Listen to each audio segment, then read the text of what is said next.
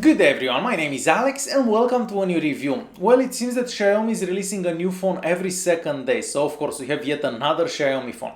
This one is called the Xiaomi Redmi 4X and this phone costs around $130.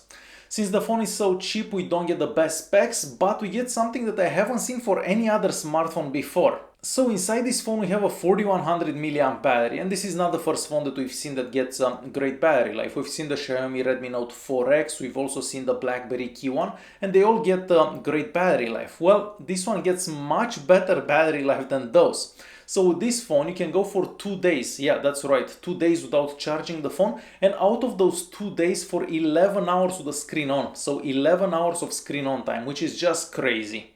For other specs, we have a Snapdragon 435 CPU. This is an octa-core CPU, not the fastest. Out there we get 2 gigs of RAM, 16 gigs of internal storage. The phone is running Android 6.0.1, and we also have a 5-inch screen with a 720p resolution.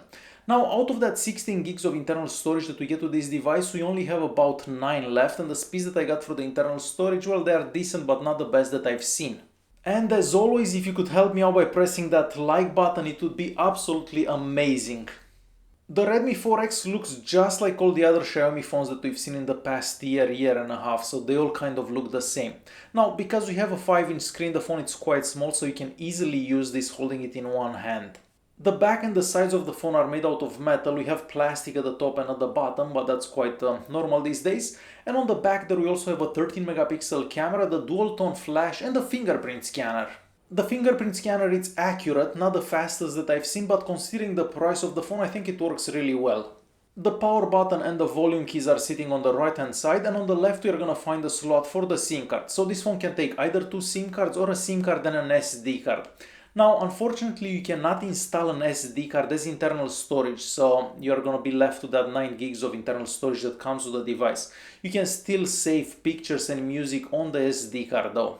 On top, we have the 3.5mm audio jack, the secondary microphone, and an IR blaster. The sound coming out of the audio jack is decent, but not the best that I've heard, and that IR blaster works well as long as you point the phone towards the TV. And moving all the way to the bottom of the phone, there we have a microphone, we have the micro USB charging port and the speaker. The speaker gets quite loud and it doesn't sound bad at all, but here is a quick sample of how the speaker sounds.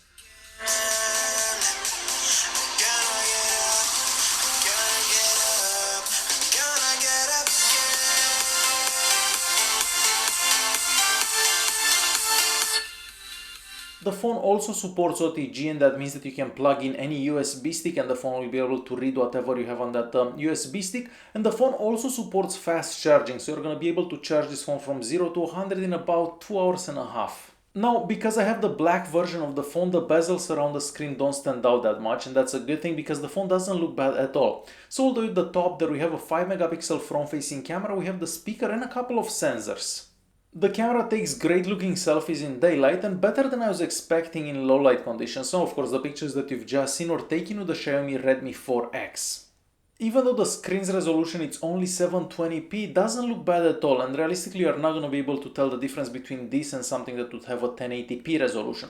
The viewing angles are great and the screen seems to get bright enough so you can actually use it outside. We also have great screen sensitivity and you can actually touch the screen in 10 places in the same time and the screen will register. I haven't had any issues whenever I was typing or playing games.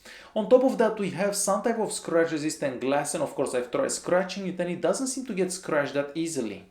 And moving all the way to the bottom of the phone, there we have the multitasking button, the home button and the return key. Unfortunately, you're not going to be able to switch those around, and just underneath those we have a notification light. Performance-wise, well, we don't get the highest scores on the Antutu benchmark and the Geekbench 4, but that's quite normal because we only have 2 gigs of RAM and that's Snapdragon 435, that's not the most powerful. Now, because we only have 2 gigs of RAM, multitasking doesn't work that well, so of course the phone is gonna close a whole bunch of apps that are running in the background, and that's normal because we don't have enough RAM. Even like that, you can still run a whole bunch of apps on this phone without any issue. So for example, Chrome works very well, you can zoom in, zoom out, scroll up, scroll down without any issues, and it works just as well as a phone that costs double the price. On the YouTube app, the maximum resolution that you're going to be able to select is 720p, but that's the maximum resolution of the phone. And all the videos that I watched seem to go very well and they all play very smooth. The gaming performance is not spectacular, but you'll still be able to play most games available in the Google Play Store. If you remember a few years ago, maybe a couple of years ago, when you'd buy a flagship device, you'd actually get a score of about 45,000 on the Antutu benchmark. So realistically, this is like the phones that we used to have a couple of years ago.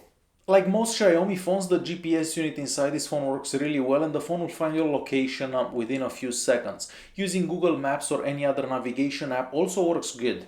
And even though the phone is very cheap, it has a lot of sensors, including a gyroscope, and that's not something that we really see for phones that cost only like $130. The Redmi 4X also supports 4G connectivity, but we don't have dual band Wi-Fi, so you're only going to be able to connect to the 2.4 GHz Wi-Fi bands. Now, the speeds that I got over 4G and the 2.4 GHz Wi-Fi band are decent, but not the best that I've seen. As I mentioned at the beginning, on the back of this phone we have a 13 megapixel camera. The camera app is the same that we've seen on most Xiaomi devices, and we do have a lot of options and settings in there. There are a whole bunch of filters available and a whole bunch of modes that you can take pictures with, including a manual mode, and that basically gives you more options whenever you're taking pictures. The HDR mode also works good, but it takes a while for taking pictures with the HDR mode on. And this is an example of a picture with the HDR mode on and with the HDR mode off.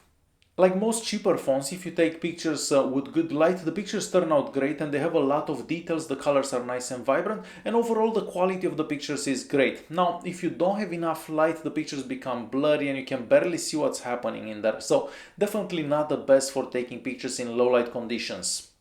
And lastly, the software. So this phone is running Android 6.0.1 with Xiaomi skin on top of it. So this looks just like all the other Xiaomi phones that we've seen in the past.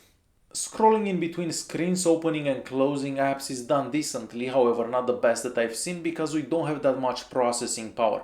Now, unfortunately, the operating system takes a lot of RAM at all times, so realistically you're only gonna have under a gig of RAM available at all times. The settings app once again looks just like all the other Xiaomi phones that we've seen in the past, and we do have a lot of options and settings in there, but everything seems to be hidden in certain spots, so you're definitely gonna have to look through it so you can find all the features and settings. And it's time to conclude this video. So for $130, this phone offers a lot of value, and the battery life on this phone is better than any other phone that I've tried. And if we can get 11 hours of screen on time on this phone in 2017, I'm hoping that next year we can get 20 hours of screen on time. So definitely one of the best phones for battery life ever made. Alright guys, hopefully you enjoyed this video. If you did like it, press that like button. Don't forget to subscribe, and I'll see you in the next one. Thanks for watching.